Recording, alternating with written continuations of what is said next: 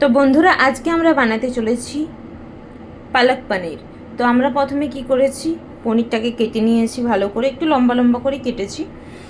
আর তার সাথে নিয়ে নিয়েছি পালং শাক, পেঁয়াজ, রসুন, আদা অ্যান্ড নুন হলুদ দিয়ে ভালো করে কড়াইতে নেড়ে আমরা তার পেস্টটা বানিয়ে নিয়েছি।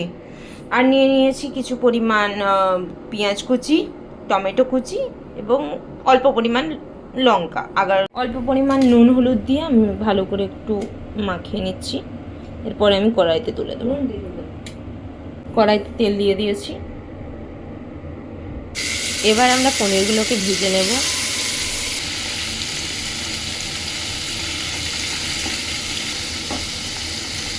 তো পনিরটা আমাদের মোটামুটি ভাজা হয়ে গেছে। এবার আমরা কড়াইতে তেল দিয়ে দিয়েছি। এবারও দিয়ে দেবো পেঁয়াজ,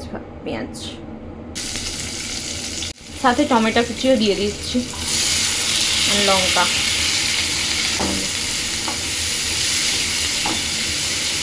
অল্প পরিমাণে একটু নুন আর একটু হলুদ দিয়ে দিচ্ছি। ভালো করে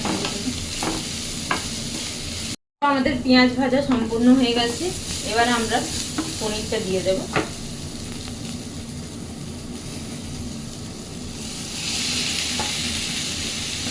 একটু নেড়ে নেব। এরপরে আমাদের বেটে রাখা মশলাটা, পালং শাকটা দিয়ে দিচ্ছি।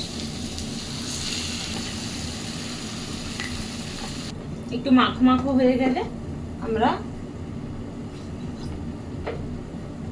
পরিমাণ মতো জল দিয়ে দেব।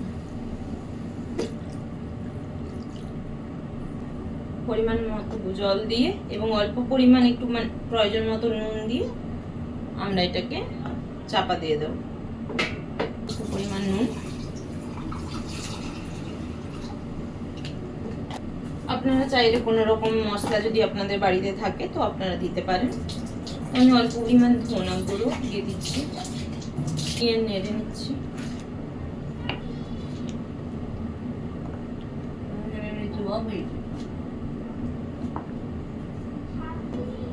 এবার এটাকে আমি চাপা দিয়ে দিচ্ছি। কিছুক্ষণ পরে আমাদের পালক পনির রেডি। তো আমাদের পালক পনির তৈরি হয়ে গেছে। পুরো মাখো মাখো হয়েছে। এরকম মাখো মাখো হলে নামিয়ে নেবেন, খেয়ে দেখবেন কেমন হয়েছে।